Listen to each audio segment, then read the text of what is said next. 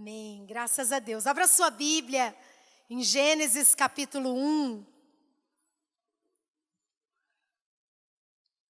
Daqui a pouco a gente vai começar a pedir, a bater.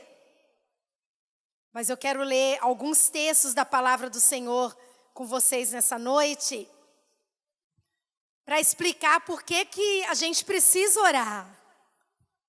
E que poder e que autoridade há na oração de um servo do Senhor, de um crente. Alguns textos que eu vou ler aqui nessa noite, o apóstolo leu na última reunião de líderes. Eu até pedi o microfone emprestado naquele dia, para dizer que isso tem tudo a ver com oração. E você vai recordar isso agora. Gênesis capítulo 1, versículo 26. Gênesis capítulo 1, versículo 26. Então disse Deus: façamos o homem à nossa imagem, conforme a nossa semelhança. Governe ou domine ele sobre os peixes do mar, sobre as aves dos céus, sobre os grandes animais de toda a terra e sobre todos os pequenos animais que se movem rente ao chão. Criou Deus o homem à sua imagem, a imagem de Deus o criou, homem e mulher os criou. Versículo 28, Deus os abençoou e lhes disse: sejam férteis e multipliquem-se, encham e subjuguem a terra, dominem sobre os peixes do mar, sobre as aves dos céus e sobre todos os animais que se movem pela terra. Se você é rapidinho, vai lá para Salmo, capítulo 8, Salmo 8, versículo 3. Salmo número 8, versículo 3 em diante. Diz assim a palavra do Senhor, Salmo 8, 3. Quando eu contemplo os teus céus, obra dos teus dedos, a lua e as estrelas que ali firmaste, eu pergunto: que é o homem para que com ele te importes, e o filho do homem para que com ele te preocupes? Tu o fizeste um pouco menor do que os seres celestiais, e o coroaste de glória e de honra. Tu fizeste dominar ou governar sobre as obras das tuas mãos, sob os seus pés tudo puseste, todos os rebanhos e manadas e até os animais selvagens, as aves dos céus, os peixes do mar e tudo que percorre as veredas dos mares. Senhor, Senhor nosso, quão majestoso é o teu nome sobre toda a terra. E lá no Salmo 115, versículo 16, Salmo 115, 16, a Bíblia diz o seguinte: os mais altos céus pertencem ao Senhor, mas a terra, diga a terra, Ele a confiou aos homens. Amém? Bem, esses três textos que eu li falam do plano original de Deus quando criou homem e mulher. Quando Deus criou o homem e a mulher, Adão e Eva, e os colocou lá no jardim do Éden, no paraíso, o plano original de Deus era que eles governassem a terra, eles e os seus descendentes. O apóstolo explicou isso aqui na última reunião de líderes. Adão, irmãos, era na minha absoluta certeza, um homem extraordinário. Você imagina como era Adão e como era Eva? Em perfeição, em inteligência, em capacidade. Adão não tinha nenhum problema de saúde. Adão não tinha nenhuma má formação hereditária. Adão não tinha nenhum problema de alma. Adão não tinha nada genético fora do lugar. Adão não tinha nenhum trauma de infância, nem Eva. Eles deviam ser muito, muito, muito bonitos, fortes, perfeitos, inteligentes. O Salmo diz que eles foram feitos um pouco menores do que os anjos. E Deus deu a eles o direito e a autoridade para resolver tudo aqui na terra. Adão e Eva eram os representantes de Deus na terra. Quando a Bíblia diz que eles foram feitos à imagem e semelhança de Deus, é que eles mandavam e desmandavam aqui na terra. Lembra Adão botando nome em todos os animais? A Bíblia diz que ele teve capacidade para fazer isso. Então, eles eram os gerentes da terra, representando Deus. E a ideia de Deus era que assim fosse. Que Deus tivesse aqui na terra uma família, filhos obedientes, saudáveis, governando esse mundo. E que até os animais se submetessem ao governo do homem. Esse era o plano. Ia ter urso atacando, cobra picando, tigre matando, rinoceronte. Não! O homem, a mulher, seus descendentes governando a terra. Aí eles pecaram, você sabe, e o pecado estragou tudo. O pecado sempre estraga muita coisa. O pecado estragou tudo. Adão e Eva geraram filhos. E os descendentes deles, a Bíblia diz que foram gerados à imagem e semelhança de Adão, não mais de Deus. E você sabe do estrago que esses descendentes fizeram, já desde o primeiro filho deles, Caim, matando Abel.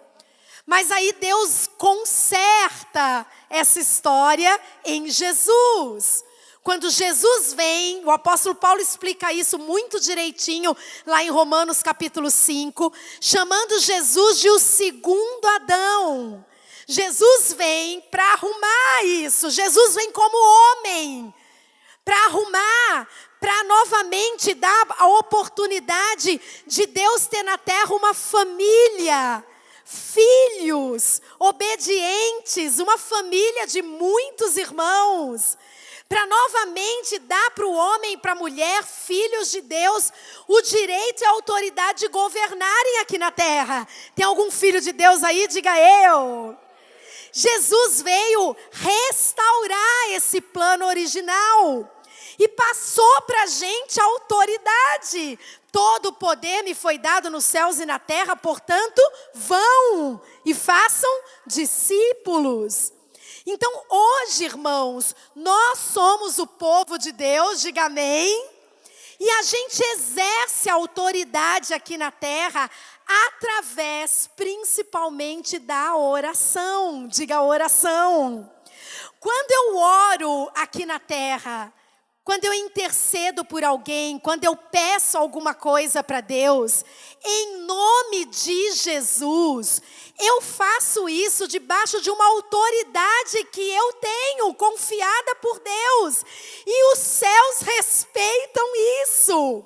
Irmãos, eu sempre tive, ou há algum tempo eu tinha, na minha cabeça esse negócio de, para que a gente precisa orar, se no final é a vontade de Deus que prevalece?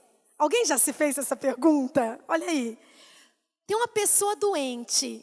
Para que eu vou orar? Se no final das contas, se Deus quer que ele morra, ele vai morrer. Se Deus quer que ele seja curado, ele vai ser curado. Eu já me perguntei isso. Para que eu tenho que orar se Deus é soberano e é Ele que resolve? Para que eu tenho que orar se Deus tem planos e os planos deles é que vão acontecer? Para que eu tenho que orar para uma pessoa se converter se Deus quer que ela se converta? Já passou isso na sua cabeça? A Bíblia diz que Deus quer que todos os homens se salvem, cheguem ao conhecimento da verdade. Se Deus quer que meu marido, as esposas aí que estão orando pelos maridos, se Deus quer que meu marido se converta, para que eu tenho que orar? Se já é vontade de Deus. E às vezes a gente ora e acontece completamente diferente do que a gente pediu, e a gente fala assim, tá vendo? Eu não preciso orar, ou até não adianta muito, porque no final Deus vai fazer do jeito dele. Não, eu tenho que orar, porque a minha oração move os céus e pode fazer coisas acontecerem. A minha oração pode movimentar os planos de Deus. Quantos acreditam nisso? Se você não acredita, diga amém. Mesmo sem acreditar. Eu posso orar, eu preciso orar, porque podia ser plano de Deus que aquela pessoa morresse, sim. Como o rei Ezequias. Mas porque eu orei, Deus mudou o plano e ela não morreu. Eu preciso orar porque uma pessoa podia sim sofrer um acidente, mas porque eu orei, eu movimentei os céus e aquele acidente não aconteceu. Eu preciso orar para que a vontade de Deus se estabeleça, mesmo que aquilo já seja a vontade de Deus, porque é assim que Deus fez, que a gente governa aqui da terra, em nome de Jesus, o que vai acontecer no mundo espiritual. Quantos estão entendendo? Amém? Que bom é pregar para gente super inteligente. Eu quero dar 2 exemplos dessa história de como eu preciso orar. O primeiro deles é na história de Elias orando. Você conhece essa história? É uma história muito, muito, muito legal. 1 Reis, capítulo 18. Olha que coisa interessante. 1 Reis, capítulo 18. Teria muitos exemplos na Bíblia para mostrar que quando eu oro, as coisas acontecem, e que mesmo que já seja a vontade de Deus, eu preciso orar para que aconteça. 1 Reis capítulo 18 começa assim: depois de um longo tempo, no 3º ano da seca, a palavra do Senhor veio a Elias: vá apresentar-se a Acabe, pois enviarei chuva sobre a terra. E Elias foi. Deus falou para ele, depois de 3 anos de seca: Elias, vá apresentar-se a Acabe, porque eu vou enviar chuva sobre a terra. E Elias foi.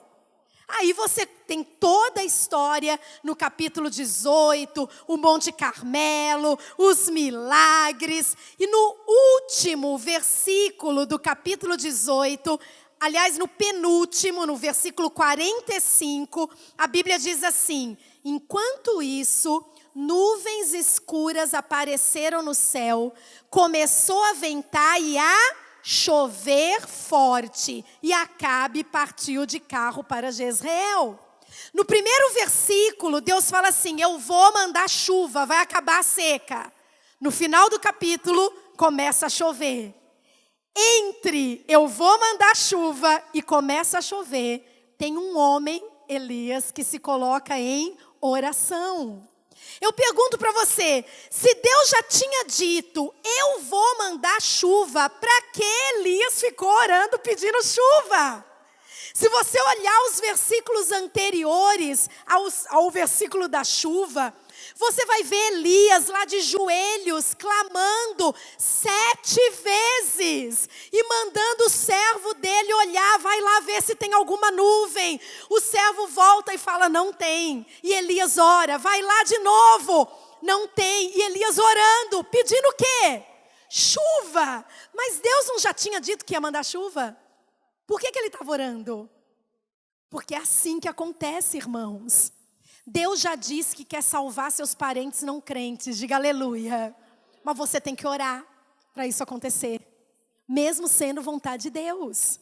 Deus já nos disse que Campinas será uma terra de avivamento, conhecida até em outras nações como um lugar de avivamento. Deus já nos disse isso, mas a gente tem que orar para que aconteça.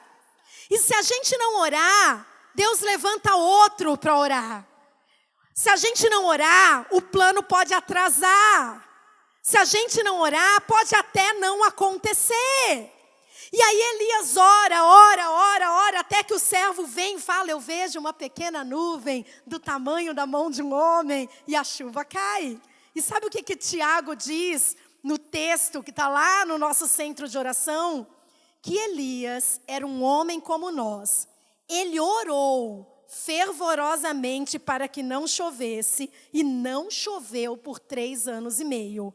Ele orou outra vez e os céus enviaram chuva. Então, mesmo sendo vontade de Deus, mesmo Deus dizendo vai acontecer, mesmo a gente sabendo que é propósito de Deus, funciona assim, irmãos, a gente tem que orar. Deus levanta homens e mulheres na terra para orarem, para que as coisas que Ele quer que aconteçam, realmente aconteçam. E esse tempo é o tempo que Ele está nos levantando para isso. Você pode dizer amém? Porque tem um monte de coisas que Deus quer que aconteçam, mas Ele precisa que a gente ore. Não é minimizando o poder de Deus, é porque Deus faz do jeito que Ele disse que ia fazer. A gente tem o governo aqui na terra, a gente ora aqui e as coisas acontecem no céu. Amém ou não amém? Segundo exemplo, Daniel. Irmãos, Daniel é o cara da Bíblia. No livro de Daniel, capítulo 9, você sabe que Daniel foi exilado na Babilônia. Você sabe da história do exílio de Israel. No livro de Daniel, capítulo 9. Veja se tem um título na sua Bíblia em cima de Daniel 9. Tem? O que tem de título aí em cima? A oração de Daniel. Essa é uma das mais lindas orações da Bíblia. Olha o que aconteceu, irmãos. A Bíblia diz em Daniel 9:2, Daniel falando em primeira pessoa. No primeiro ano do reinado, eu, Daniel, compreendi pelas Escrituras, conforme a palavra do Senhor dada ao profeta Jeremias, que a desolação de Jerusalém iria durar 70 anos. Volta aqui comigo. Daniel diz assim: eu entendi, lendo os escritos do profeta Jeremias, que o cativeiro de Israel ia durar 70 anos. Ponto. O que você faz se você descobrir que tem uma promessa de Deus para a sua vida? Uma promessa, uma palavra de Deus, vai acontecer isso na sua vida. Daqui 1 ano vai acontecer isso, daqui 2 anos, sua igreja, sua geração, seu ministério, sua casa, sua família. Daniel fala assim: eu descobri que que a duração do cativeiro vai ser de 70 anos. Aí sabe o que ele faz? Ele não faz assim, aleluia, glória a Deus, vamos esperar pacientemente. Já foi um tanto, daqui a pouco chega os 70 anos. Ele vai orar. E quando você vai ler a oração, ele começa a orar pedindo que Israel seja liberto do cativeiro depois de 70 anos. Eu pergunto, Deus não já tinha dito, depois de 70 anos vai acabar o cativeiro? Por que ele foi orar? Por que ele foi orar? Se Deus já tinha dito. Porque é isso que o intercessor faz. Deus dá uma palavra e a gente precisa orar. Velar pela palavra para que as coisas aconteçam. E aí Daniel ora pedindo perdão, Daniel ora clamando ao Senhor, que Deus tenha misericórdia, que Deus faça com que o Israel volte, que Deus livre da vergonha. Daniel foi levantado por Deus para orar por algo que Deus queria fazer. E aí o anjo Gabriel chega para ele e fala: olha, desde que você começou a orar, a sua oração foi ouvida. Só que eu demorei 21 dias para chegar, porque teve maior guerra lá, maior fight no mundo espiritual, para eu conseguir chegar aqui. Sabe qual que é o nosso problema muitas vezes, irmãos? É que a gente não persevera. A gente sabe que tem que orar, mas a gente não persevera em oração pelas coisas que a gente sabe que Deus quer fazer. Então, quando a gente tem essa consciência, eu estou aqui na terra e em nome de Jesus eu posso ativar os céus para que coisas que Deus quer fazer aconteçam. E para que coisas que o diabo quer fazer não aconteçam. A gente percebe que a gente tem um privilégio muito grande. Não é só uma responsabilidade, mas é um privilégio. De orar por pessoas, por cidades, por lugares, por nações, porque a minha oração movimenta o mundo espiritual. Se você acredita, diga amém, glória a Deus e dá um aplauso ao Senhor.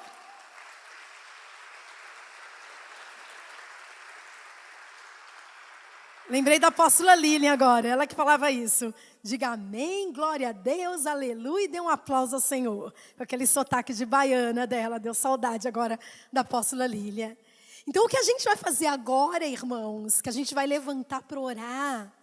Você não vai levantar para orar assim, como um coitadinho, temeroso, duvidoso. Você precisa crer que o que a gente vai fazer agora como igreja É uma das coisas mais poderosas que Deus deixou para a gente fazer aqui na terra. O que nós fazemos quando a gente abre a nossa boca e começa a orar por alguém, por pessoas, por lugares, por famílias, por coisas, Deus, abre aspas, respeita isso, fecha aspas. Porque foi Ele quem nos deu essa autoridade de governar a terra. E Jesus restaurou isso quando veio e nos salvou. Cada vez que você vai para o seu lugar secreto, ou lá no centro de oração, ou aqui no culto, e abre a sua boca e pede coisas para Deus em nome de Jesus, isso causa um rebuliço no mundo espiritual. Você pode pedir para que pessoas se encontrem com Deus, e você pode pedir para que o diabo deixe de agir na vida de pessoas. Isso vale. Isso tem poder, porque é assim que funciona. Não é você pensar assim, mas Deus já sabe de tudo que eu preciso. Deus sabe de tudo que você precisa, mas a Bíblia mandou a gente pedir. Por quê? Porque mesmo Deus sabendo de tudo que você precisa, é pedindo que as coisas acontecem. Pedi e dar-se-vos-á, buscai e achareis, batei e a porta será aberta. Então hoje a gente vai orar por nós, por pessoas, pela igreja, agora nesse tempo de oração. E você vai fazer isso com autoridade em nome de Jesus. Amém? Sabendo que isso realmente tem poder, tem efeito no mundo físico e no mundo espiritual.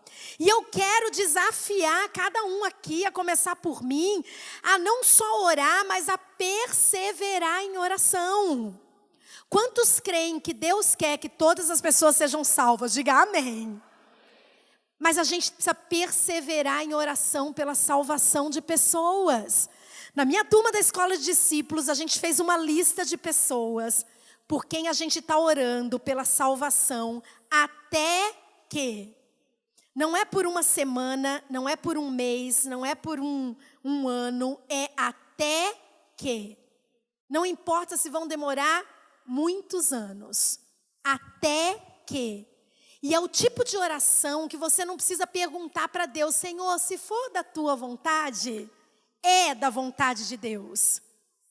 Eu quero desafiar você a começar a orar pela salvação de pessoas, até que. Começar a orar pelo retorno de pessoas que estão afastadas da igreja, até que. Porque a gente ora um tempo, daqui a pouco a gente esquece. Começar a orar por bênçãos que você sabe que Deus já disse que você receberia, até que. Perseverar em oração, porque nem toda oração tem resposta imediata. Antes da gente orar, eu quero ler só mais um texto da palavra do Senhor com você. Vai lá em Gênesis capítulo 25. Gênesis capítulo 25.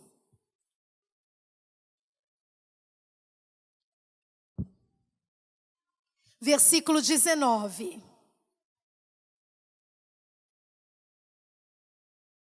Gênesis 25, versículo 19.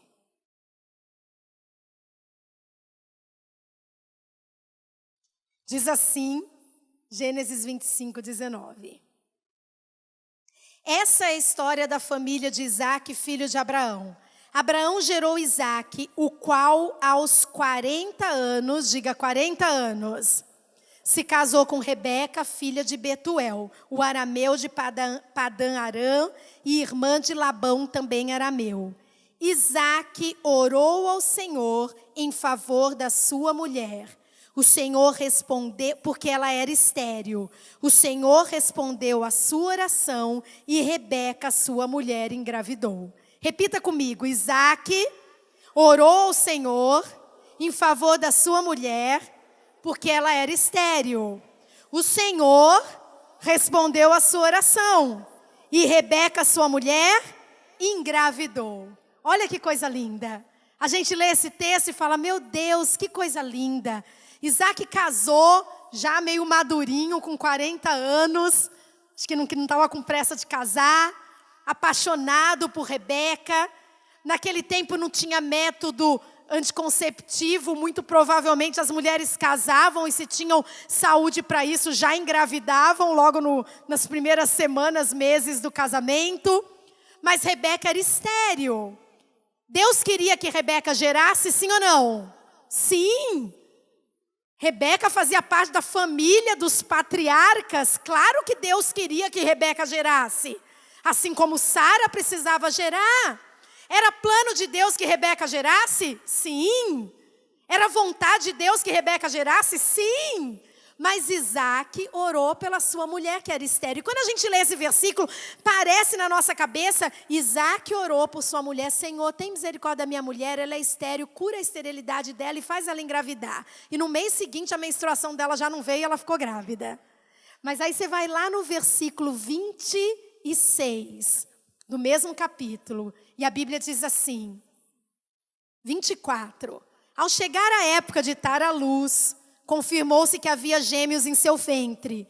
O primeiro a sair era ruivo, Esaú, e todo o seu corpo era como um manto de pelos, por isso lhe deram o nome de Esaú. Versículo 26. Depois saiu seu irmão com a mão agarrada no calcanhar de Esaú, pelo que lhe deram o nome de Jacó. Tinha Isaac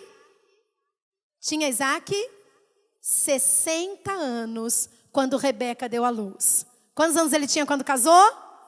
Quantos anos ele tinha quando os nenéns nasceram? Quantos anos ele orou? 20 anos. A gente leu o versículo, Isaac orou, o Senhor respondeu a sua oração e Rebeca engravidou. Aí a gente fala, tá vendo? Estou orando já faz 2 meses por aquela pessoa. Já faz 3 semanas. Já faz quase 1 ano que eu estou orando. Olha lá, Isaac orou, Deus respondeu, ela engravidou. 20 anos. Eu acho que ele começou a orar no começo do casamento. Quando foi passando 1 mês, 2, 3, 4, 5 e Rebeca não engravidava. Mas uma hora ela engravidou. Era plano de Deus. Precisava que acontecesse. Mas um homem precisou orar para que isso acontecesse. Então até aquilo que é plano de Deus, a gente precisa orar para que aconteça. E perseverar em oração. Quantos aqui estão dispostos a orar 20 anos pelo avivamento em Campinas? A orar 20 anos pela conversão das pessoas da sua família, a orar 20 anos pela sua geração, pelos seus líderes, a orar 20 anos pelo milagre que você está esperando, mesmo sabendo que é da vontade de Deus.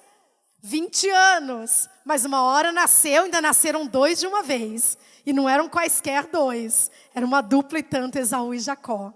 Então nós vamos exercer essa autoridade agora, e vamos fazer um rebuliço aqui no mundo espiritual. Fecha sua Bíblia, fica de pé, dá uma espreguiçada aí se você está cansado de ficar sentado. Faz um alongamento que nós vamos orar. Nós vamos orar agora. E nós vamos orar por várias coisas. Agora é hora de pedir, agora é hora de bater.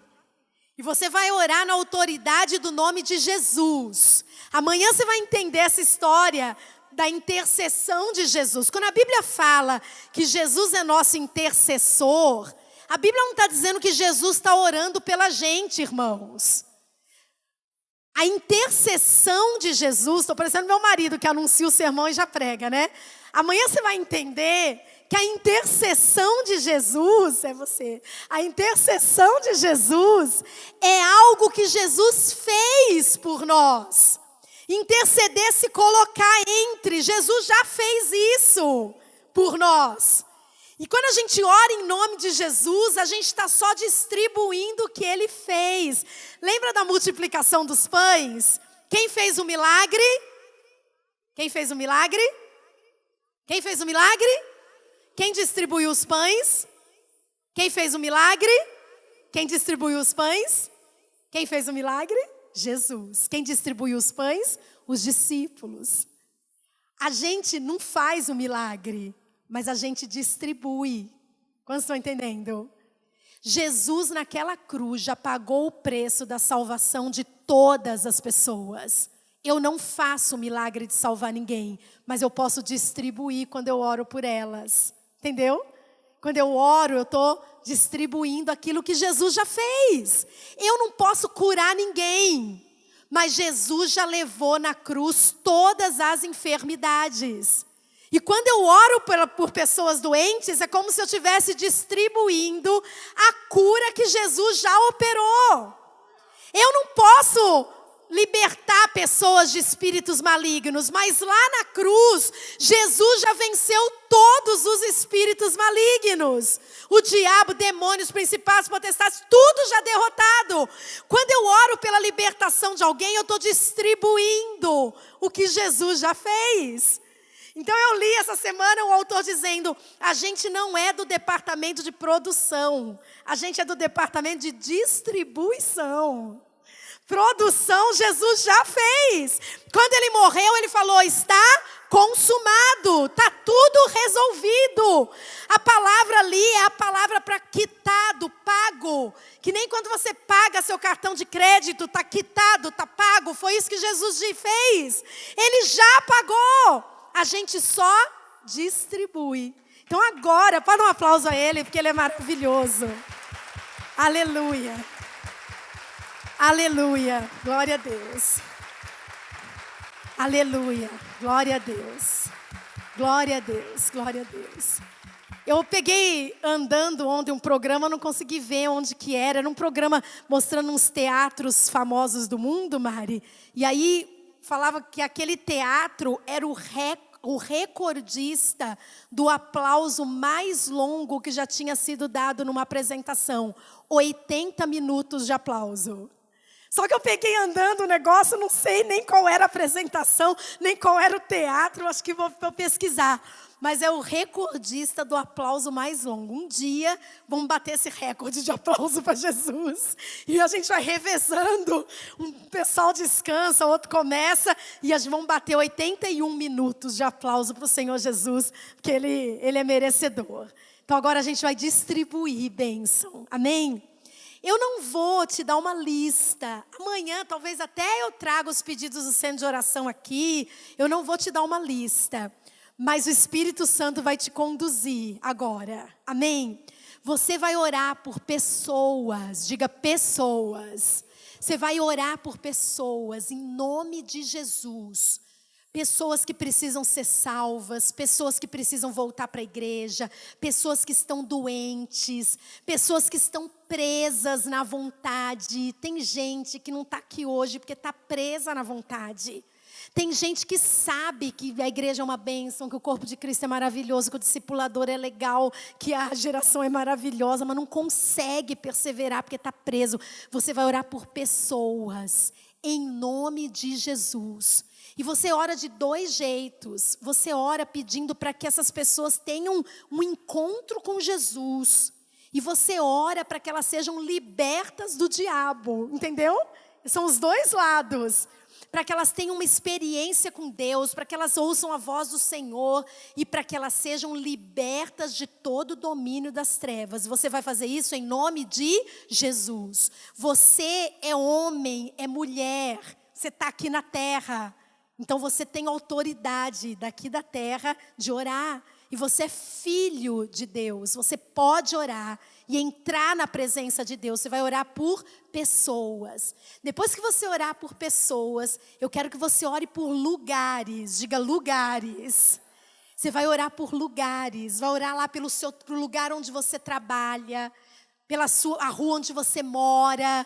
O condomínio onde você mora, o prédio, lugares, para que a presença de Deus tome aqueles lugares, para que todo o domínio do diabo caia por terra. Você vai orar lá pela escola onde você estuda, você vai orar por lugares e pela nossa cidade.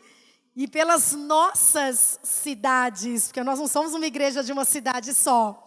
Deus quer salvar Campinas? Quer. Quer trazer avivamento para Campinas, Valinhos, Hortolândia, até os confins da terra? Quer. Mas a gente precisa orar. Trazer à existência aquilo que é vontade de Deus. Você vai orar por pessoas, você vai orar por lugares. Quantos entenderam? Amém? Nós vamos orar. Vai ter uma música bonita tocando. Pode botar uma música boa, forte, de guerra aí. Nós vamos orar e você vai orar. Pode orar de olho aberto. Pode orar andando. Pode orar no seu lugar. Mas nós vamos exercer essa autoridade em nome de Jesus. Você pode orar por coisas impossíveis que você lembrar. E aquelas pessoas, irmãos, isso acontece, a gente começa a orar, a gente vai lembrando de gente. Você vai lembrar de gente agora que você nem imagina. E quando vier essa pessoa na sua mente, é para você orar por ela, combinado? Você vai lembrar de gente que você não vê há tempo. Talvez amanhã ela apareça no seu caminho. Sabia? Não é brincadeira. Você já percebeu, a gente já percebeu isso, que às vezes a gente fala de uma pessoa, passa um dia, 2, aparece lá ó, no Facebook, na nossa frente, uma postagem, um negócio. É uma coisa assim que a gente fala, poxa, essa semana mesmo, semana passada, eu falei de um primo meu que eu não vejo há 200 anos. Passou uns dias, o abençoado não entrou no meu Facebook, fez um comentário numa foto que eu tinha postado. Primo Aclênio, lá de Recife. Falei, meu Deus, falei do primo Aclênio ontem. Quando a gente fala de alguém, a gente movimenta o mundo espiritual. Então, às vezes, você vai orar por alguém hoje, amanhã aparece na sua frente. Não é para fazer o sinal da cruz. É para dizer para a pessoa, eu orei por você. Entendeu? Porque é coisa do mundo espiritual. E nós somos espirituais. Estão preparados? Fecha os seus olhinhos aí, vamos pedir a Deus para nos dirigir. Senhor, em nome de Jesus, nós vamos começar a orar agora e usar a autoridade que o Senhor nos deu para trazer à existência coisas que o Senhor já declarou que deseja, coisas que são da tua vontade. O Senhor quer que as pessoas sejam salvas. O Senhor não tem prazer na morte das pessoas. O Senhor não tem prazer na infelicidade, na infidelidade, no fim dos casamentos. O Senhor quer famílias abençoadas. O Senhor quer salvação. O Senhor quer pessoas voltando para a igreja. Nós vamos apenas trazer à existência, através da oração, aquilo que sabemos que é a tua vontade. Te pedimos em nome de Jesus, que o teu Espírito poderoso faça algo poderoso no nosso meio nessa hora. E que o Senhor nos conduza nesse tempo de intercessão por pessoas e por lugares, em nome de Jesus.